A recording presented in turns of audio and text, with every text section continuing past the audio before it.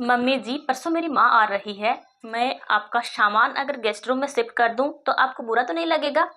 ये घर तो आपका ही है। माँ तो बस कुछ दिन के लिए आ रही है। अगर उसे कोई दिक्कत होगी और मेरे भाई भाभी को पता चला तो मुझे चार बातें सुनाएंगे। आप क्या कहती हैं? बबीता अपनी सास आशा जी से कहती है। आशा जी मुस्कुराकर बोली, बहू, कोई भी माँ अपनी बेटी की बुराई अपने बेटे बहू से नहीं करती है। इस उम्र में मुझे सुख सुविधा की कोई लालसा नहीं है। ये घर मेरा है, ये तो मैं जानती हूँ। हाँ, तुम्हारी माँ इस घर की मेहमान है, उन्हें कोई दिक्कत नहीं होनी चाहिए। कोई बात नहीं। नेहा, जो सामान मेरा है वो गेस्ट रूम में रख दो। तभी बबीता के पति दीपक आए और बोले, माँ का सामान गेस्ट रूम में क्यों शिफ्ट करोगी? माँ का सारा सामान वहां सेट करने से अच्छा है तुम गेस्ट रूम को मम्मी जी के लिए तैयार कर दो। तुम्हें मेहनत भी कम लगेगी और तुम्हारी माँ इस कमरे में रहे या वहां रहे, एक ही बात है। फिर बबीता बोली, मम्मी जी को कोई दिक्कत नहीं है, पर आपको बहुत तकलीफ हो रही है। तो दीपक बोले, मेरी माँ का स्वभाव मैं जानता हूँ। अपनी खुशियों को मारकर हर बात समझौता करना, यही तो इन्होंने आज तक किया है। पर मेरे रहते अब ये नहीं होगा। फिर आशा जी बोली, बेटा, ये कैसी बातें कर रहे हो? ये मेरा ही घर है। बहू सही कर रही है। समधन जी को यहाँ कोई तकलीफ नहीं होनी चाहिए, आखिर वो हमारी मेहमान है। बहू, इसकी बातें मत सुनो। कुछ दिन के लिए मेरी जरूरत की सभी चीजें हैं उस रूम में रख दो, मुझे कोई दिक्कत नहीं है।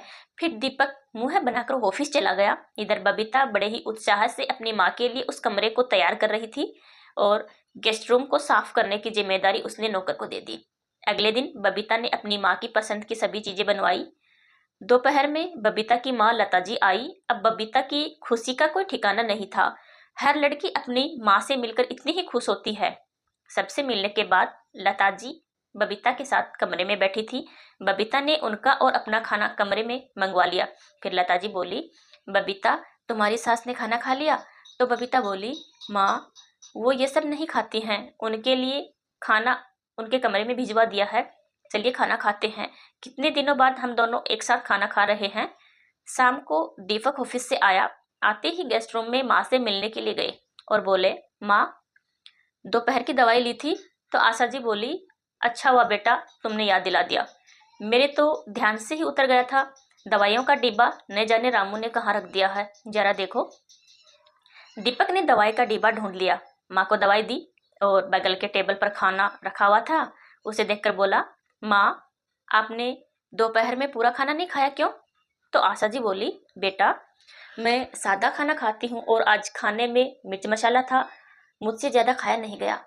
तो मेरी छोड़ो, अभी ऑफिस से आया हो, जाओ हाथ मुंह धो लो, फिर साथ में हम इकट्ठे बैठकर रात को खाना खाएंगे। रात के खाने पर जब सब इकट्ठा हुए तो लता जी बोली, दामाद जी, आप तो ऑफिस से बहुत लेट आते हैं, इसका मतलब घर की सारी जिम्मेदारी बबीता ने संभाल रखी है।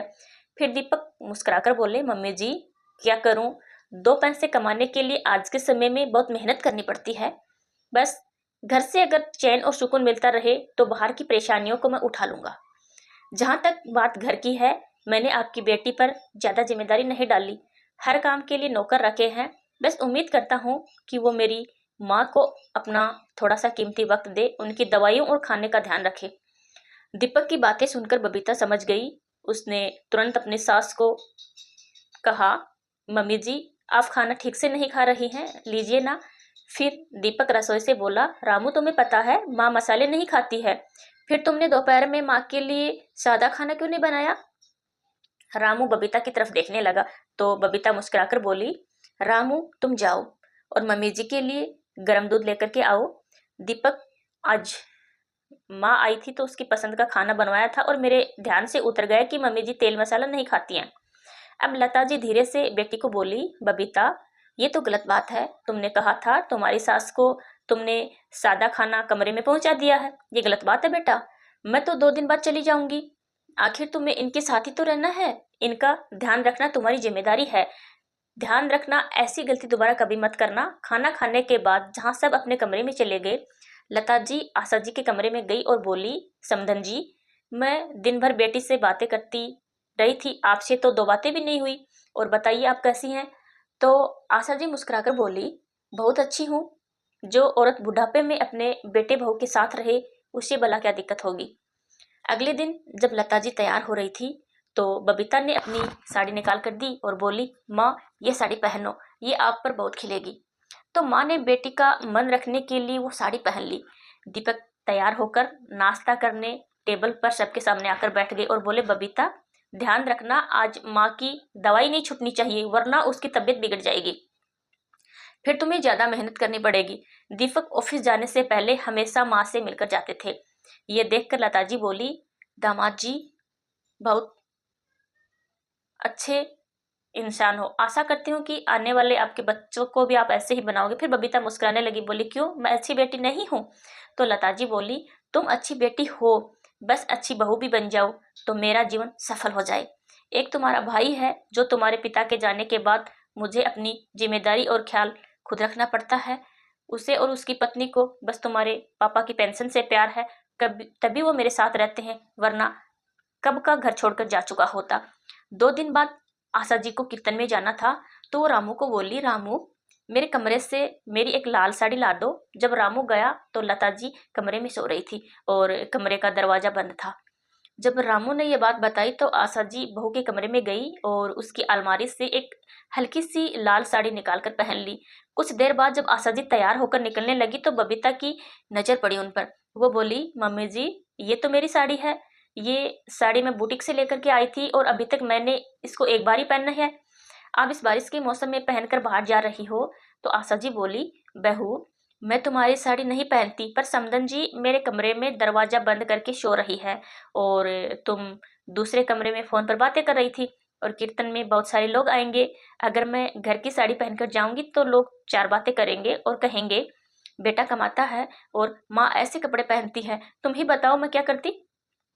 तो बबीता बोली, आप मुझसे कह देती, मैं अपने कोई पुरानी साड़ी आपको निकाल कर दे देती, अब मुझे इसे ड्राई क्लीनिंग के लिए देना होगा। बबीता की तेज आवाज सुनकर लता की नींद भी खुल गई और जब उन्होंने सारी बातें सुनी तो बोली, अरे आशा जी इस साड़ी में आप बहुत अच्छी लग रही हैं, आपने बताया था आपको कीर्तन में जाना है, जाइए जाइए आपको देर हो रही है। लता जी ने बबीता को आंखें दिखाई और इधर आशा जी कीर्तन के लिए चली गई। उनके जाने के बाद वो बोली, अपनी सास से ये बात करने का आपका क्या तरीका था? एक साड़ी क्या उन्होंने तुम्हारी पहन ली तो तुमने उन्हें इतना कुछ सुना दिया? तुम बोल रही हो जिस पैसे ये साड़ी आई है उन पैसों पर तुमसे पहले उनका अधिकार है। तो बबीता बोली, उनका अधिकार कैसे है? फिर माँ बोली, पैसा क्या तुम खुद कमाती हो? वो पैसा उनका बेटा कमाता है और तुम्हें देता है, तब तुम बुटीक और मॉल में जाकर शॉपिंग करती हो।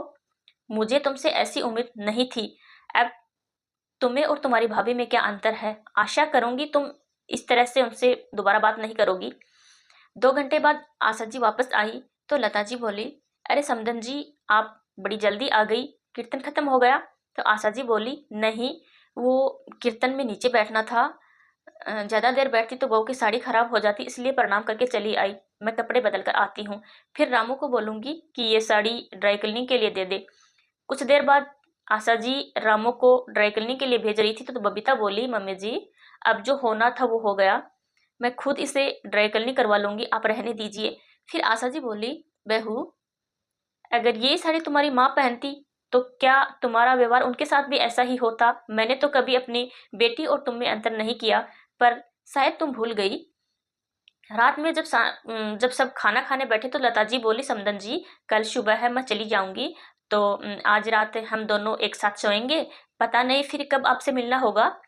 तो दीपक अपनी सास को बोला, मम्मी जी आप अपना ये गुण थोड़ा सा बबीता को दे देती तो मुझे बहुत अच्छा लगता।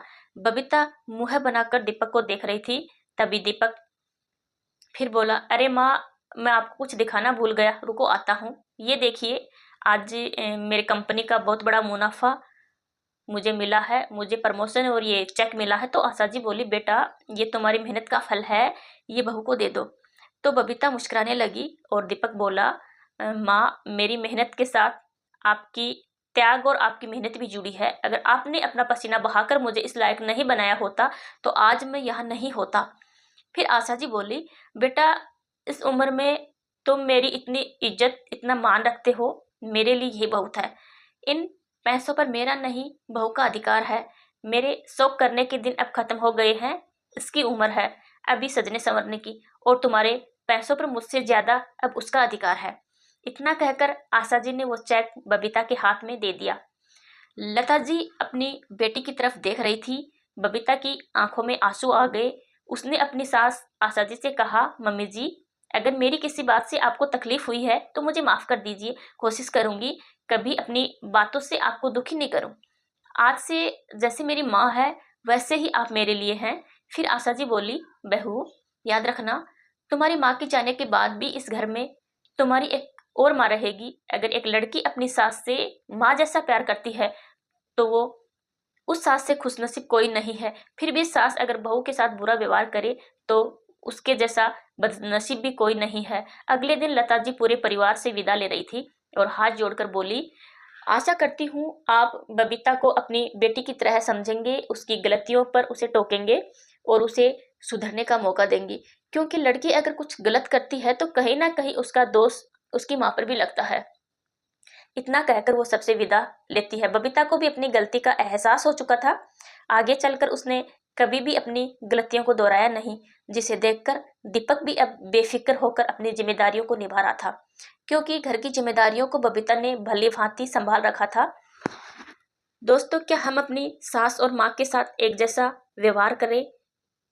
अगर नहीं तो ये उनकी नहीं, हमारी बदनसीबी है। जहां हम दो माओ का प्यार मिले उसे हम ठुकरा रहे हैं। अगर सास बहू के साथ अच्छा व्यवहार नहीं करे तो उसकी बदनसीबी है कि वो एक बेटी को विदा करके जो दूसरी बेटी लाई है उसे प्यार ना करे, वो भी वंचित रह जाती है।